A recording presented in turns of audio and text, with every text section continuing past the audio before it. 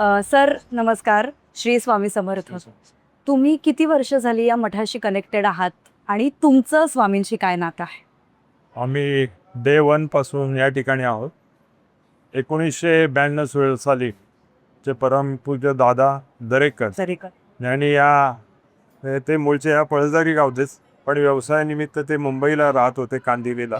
1992च्या दरम्यान त्यांना एक साक्षात्कार झाला आणि त्यांना असं सांगितलं गेलं की या ठिकाणी तू 108 गुरुचरित्रांचं पारायण करायचं 7 दिवस. त्याप्रमाणे दादानी तलावाजवळ इथे पळसदरी डॅम्प आहे रेल्वेचा, तिथे 7 दिवसाचा हवनयुक्त गुरुचरित्र पारायण जे कुठेही झालं नाही. त्यांनी 7 दिवस तो कार्यक्रम केला. 7 दिवसात बऱ्याच लोकांनी त्या ठिकाणी हजेरी लावली. त्यानंतर 7व्या दिवशी जे कार्यक्रम संपण्याच्या पूर्वी 2 दिवस अगोदर एक कुष्ठरोगी व्यक्ती त्या ठिकाणी प्रसादासाठी आली. त्या स्वयंसेवकांनी त्यांना बाहेर काढलं, बाहेर थांबा. नंतर काही स्वयंसेवकांनी त्यांना बाहेर जाऊन जेवण दिलं आणि नंतर ही गोष्ट दादांना समजली. दादा म्हटले कुठे मला दाखव. मला ज्या ठिकाणी ते बसले होते ते कुठे नाहीसे झाले ते समजलेच नाही, पण दादांना समजलं ते स्वामी कुष्ठरोगाच्या रूपात या ठिकाणी दर्शनासाठी आले होते आणि त्यांना आपण भेटू शकलो नाही. ती खंत होती, पण जे आमचे स्वयंसेवक होते त्यांनी हे महाप्रसाद दिला तिथे बाजूला नेऊन, पण ते त्यानंतर नाहीसे झाले. हा एक तिथला एक मोठा विषय आहे. आणि त्यानंतर 7वा दिवस जेव्हा कार्यक्रमाची हवनयुक्त गुरुचरित्राच्या पारायणाची सांगता ज्या दिवशी होणार होती, त्या दिवशी शेवटची आरती झाल्यानंतर विजांचा कडकडाट झाला आणि पाऊस सुरू झाला आणि त्यावेळेला स्वामींच्या गळ्यात जो हार होता तो खाली निखळून पडला.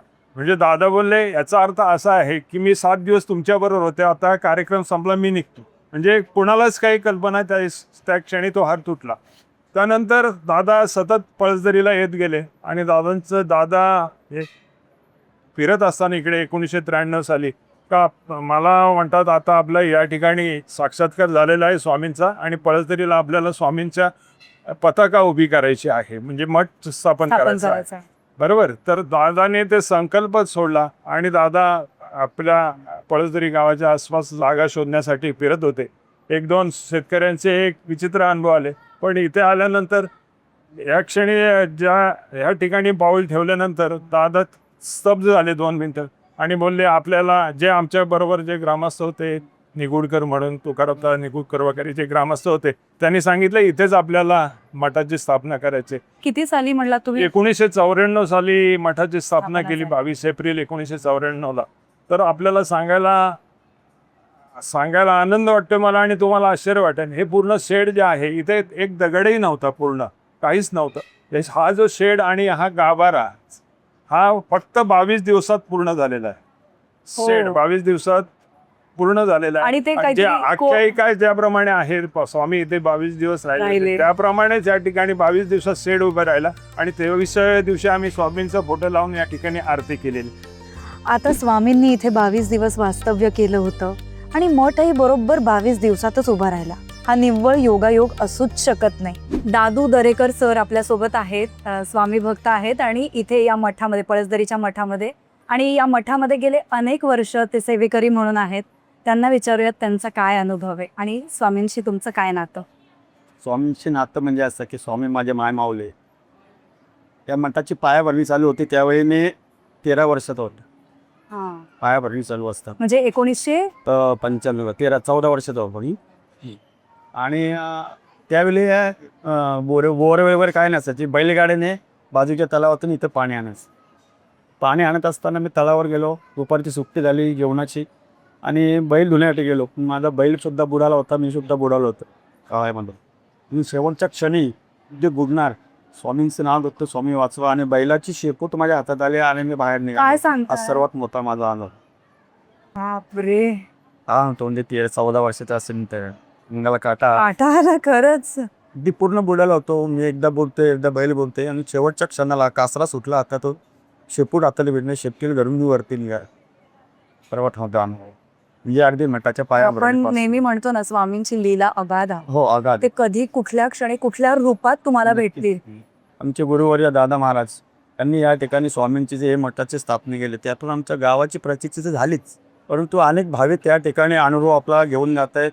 स्वामींची लीला काय आहे ते अनुभवत आहे त्या ठिकाणी सर्वात मोठा वेळ. आणि ते काहीच नसायचं. एक वेळ अशी पालखी असायची, पालखीला आम्ही अरे चला रे भजनाला.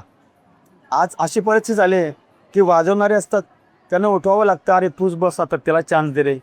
नाही पण खूप छान. तर ही परिस्थिती. स्वामींची कृपा तुमच्यावर अशीच अगाध आयुष्यभर राहू देत. धन्यवाद. श्री स्वामी समर्थ.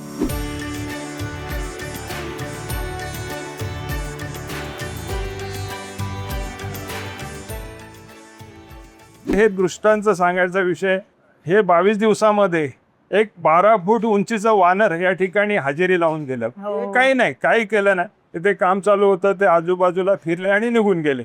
म्हणजे ते स्वामींच्या स्वरूपात आले होते असं दादांचं म्हणणं होतं. तसं बघायला गेलं तिथे वानर येण्याचा प्रश्न नाही, आणि तो पण 6-7 फुटीचा उंच. आणि मुळात 22 दिवस त्यांचं वास्तव्य इथे होतं आणि 22च दिवसात हा मठ उभा झाला. उभारण्यात आला. हा कोइन्सिडन्स नाही असू शकत. यामध्ये काहीतरी शक्ती ताकद आहे. 100% असते. आणि ते झाल्यानंतर लोक स्वामी भक्त जोडत गेले, आणि त्याप्रमाणे जे कार्यक्रम वर्षानुवर्ष आम्ही करतोय ते कुठल्याही व्यत्यय न येतात जसे आहेत तसे ठरवतोय. याचा आम्ही खुद्द आज एक्सपिरियन्स घेतलेला आहे. काय वाटेल ते झालं. प्रचंड गरम होतंय, सध्या उन्हाळा आहे, पण इतक्या संख्येने लोक आहेत. गुरुवार आहे म्हणून नाही, रोज इतक्या संख्येने इथे लोक येतात. कुठल्याही गोष्टीची तमा न बाळगता ते फक्त आणि फक्त त्या श्रद्धेनी प्रेमाने येतात. 1 जानेवारी 2026 रोजी आम्ही सर्वांनी मिळून विक्रांत भाऊनी निर्णय घेतला, आणि खूप सारे लोक अन्नदान करण्यासाठी उत्सुक होते. किती दिवसांना किती वर्ष नाराज ठेवायचे. मग आपण 1 जानेवारी 2026 पासून रोज दुपारी, पूर्वी आम्ही गुरुवारी दुपारचंच प्रसाद असायचा आणि रात्री असायचा, पण 1 जानेवारीपासून दुपारी महाप्रसाद असतो. जेवढे लोक असतील, 200 असतील, 400 असतील, 500 असतील, तर सर्वांना. आणि शेवटचं स्वामी भक्त सेवेपर्यंत आपण सगळे अन्नदान कक्षात भोजन व्यवस्था सुरू असते. सर, मी असं ऐकलंय की या मठामध्ये उत्सव पण खूप मोठ्या प्रमाणात आणि खूप वेगवेगळे उत्सव होतात. त्याबद्दल आम्हाला सगळ्यांना जाणून घ्यायचंय. आणि ध्यान धारणेसाठी, म्हणजे इथे किती अनेक भक्त येतात, तर ते ध्यान धारणेसाठी शांतपणे इथे बसू शकतात, किंवा आणखी काय शेजघर आहे इथे असं पण मी ऐकलं. तर त्या सोयींबद्दल आम्हाला थोडंसं